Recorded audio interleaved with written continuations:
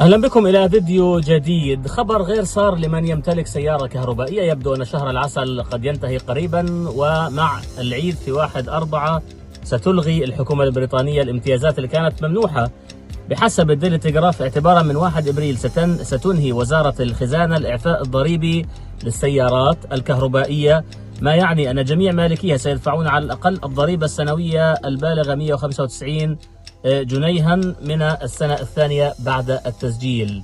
سائقو السيارات أكثر عرضة بحسب الخبر أكثر عرضة ب3 مرات لضريبة السيارات الفاخرة، كما ستفرض ضريبة السيارات الفاخرة على المركبات الجديدة التي يتجاوز سعرها 40,000 جنيه استرليني والمسجلة بعد 1 إبريل، مما سيضيف 425 جنيه استرليني إضافية لمدة 5 سنوات إضافية بحسب التقرير.